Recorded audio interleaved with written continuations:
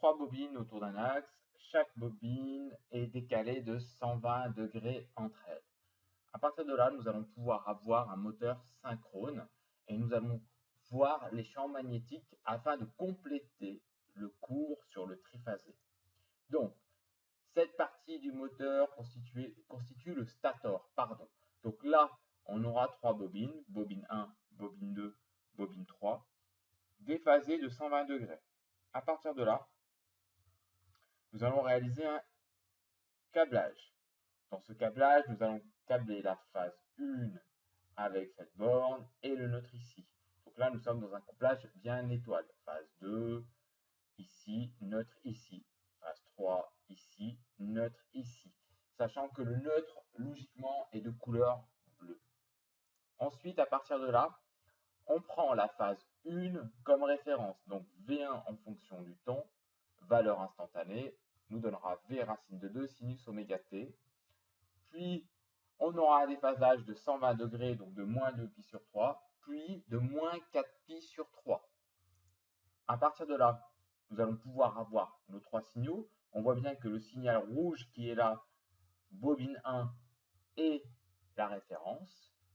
Et là, on voit bien tous les signaux. Les champs magnétiques se créent. Chaque bobine est parcourue par une intensité alternative sinusoïdale. Chaque bobine crée un champ magnétique variable. Chaque bobine se comporte comme un aimant dont les pôles et l'intensité B du champ magnétique changent suivant l'intensité. Et là, on a le champ magnétique est une grandeur vectorielle, observant B égale B1 plus B2 plus B3. Donc le champ magnétique, c'est grâce à ce champ magnétique que nous allons pouvoir faire tourner le rotor du moteur asynchrone. Donc là aussi, on voit bien ce qui se passe au milieu de notre installation, donc le champ magnétique. Et si on passe un rotor au milieu, eh ben, il tourne à la fréquence de synchronisation. Pour le moteur asynchrone, il y aura un glissement, c'est-à-dire un décalage entre le champ magnétique créé et la rotation du rotor.